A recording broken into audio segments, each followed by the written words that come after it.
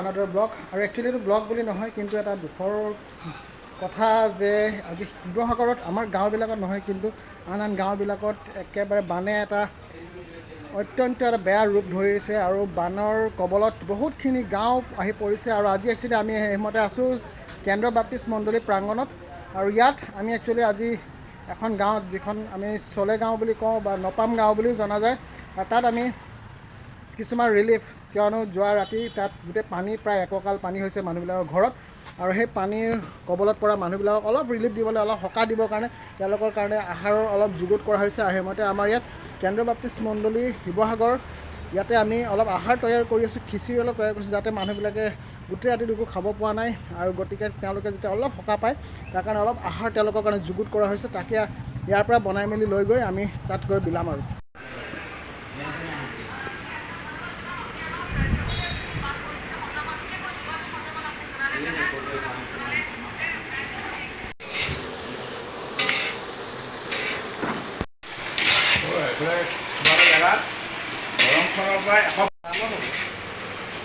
apa hari saya di dua saya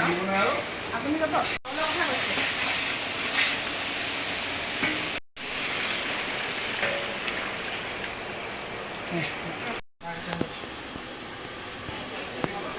শিৱসাগৰৰ অনেক জেগাতে আজি বানপানী হৈছে বানপানী কবলত পৰা সকলক আজি অলপ সকাহ দিবলৈ অলপ আমাৰ খোৱা বোৱাৰ কিছু সামগ্ৰী আমি তৈয়াৰ কৰি দিছোঁ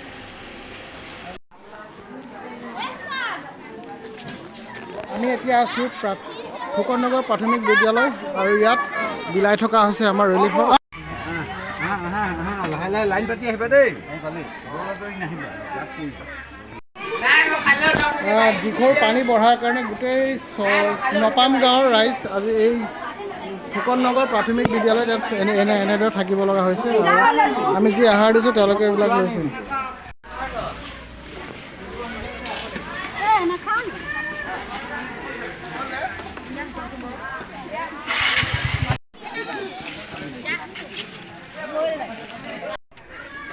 এইফালে আহিব যোনে যোনে ল'লে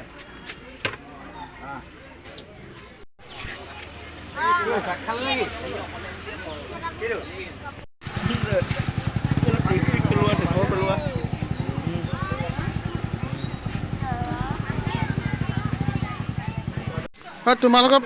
তোমাৰ নামটো কি আছিলে এই লাজ নকৰিবা আকৌ শুনা আকৌ তোমাৰ ঘৰত পানী সোমাই গ'ল নি হেৰি কি কি ভিজিলে চব ভিজি গ'ল অঁ এতিয়া একো উলিয়াব নোৱাৰিলে তাৰমানে নদী বানে ভয়ংকৰ ৰূপ লৈছে আৰু আমি একচুৱেলি এতিয়া আহি পালোঁহি বেজবৰুৱা স্কুলত কাৰণ আমি বেলেগ এটা কেম্পত অলৰেডি খিচিৰি বেলোৱা হ'ল আৰু তেওঁলোকে খালে আৰু আমাৰ একচুৱেলি দুটা আমি চচপেন বনাইছিলোঁ খিচিৰি আৰু এতিয়া আমি আকৌ আহি পালোঁহি বেজবৰুৱা স্কুল এখন বেজবৰুৱা স্কুল আৰু ইয়াতো বহুত মানুহ এয়া আজি ৰাতিপুৱা প্ৰায় 8 বজাতে তেওঁলোকে ঘৰৰ পৰা ওলাই আহিছে একো খোৱা নাই বোৱা নাই তেনেকৈ আহিছে আৰু গতিকে তেওঁলোকৰ কাৰণে আমি আকৌ পুনৰাই ইয়াতে খিচিৰি অলপ লৈ আহিছোঁ তেওঁলোকে বিলাস বাকি মামাহঁতৰ তাতো সোমালে বোলে ফোন কৰিছিলা মাই স্কুলৰ যিটো কেম্প ৰিলিফ কেম্প আমি তাত অলৰেডি বিলালোঁ আৰু এতিয়া আমি আকৌ পুনৰাই গৈ আছোঁ এটা বেলেগ এটা কেম্প বিদ্যাপীঠত আছে বুলি শুনিছোঁ চাওঁচোন তাত যদি আছে তেতিয়া তাতো আমি অলপ যিখিনি আছে খিচিৰি বিলাই মেলি শেষ কৰোঁ কাৰণ মানুহবিলাকে ৰাতিপুৱাই ওলাই আহি এতিয়ালৈকে একো এটা মুখত দিয়া নাই আৰু বহুত দুখত আছে কষ্ট আছে বহুতেতো বস্তু উলিয়াবই নোৱাৰিলে এতিয়া আমি সুধিছোঁ তেওঁলোকে প্লেট আছে নেকি সেইটোকো তেওঁলোকে উলিয়াব নোৱাৰিলে বোলে এনেকৈ এটা পৰিস্থিতি তেওঁলোকে ওলাই আহিলে ঘৰৰ পৰা বলকচোন এতিয়া চাওঁ এইটো কেম্পতো এইখন স্কুলতো আছে কেম্প বনাই তেওঁলোকে কেম্পত আছে আৰু ইয়াতো আমি অলপ খিচিৰি দিম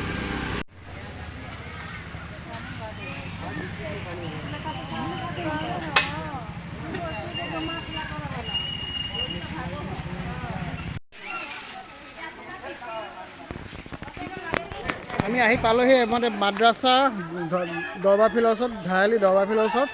আৰু ইয়াত আমি সেইমতে ৰিলিফৰ যি খিচিৰি আছে দিবলৈ লৈছোঁ আৰু ইয়াত প্ৰায় 100 মান মানুহ আছে চবে ঘৰ এৰি পেলাই ইয়াত সোমাই আছে ইয়াত থাকিব লগা হ'ব এইফালে আহক এইফালে আহক আচাৰ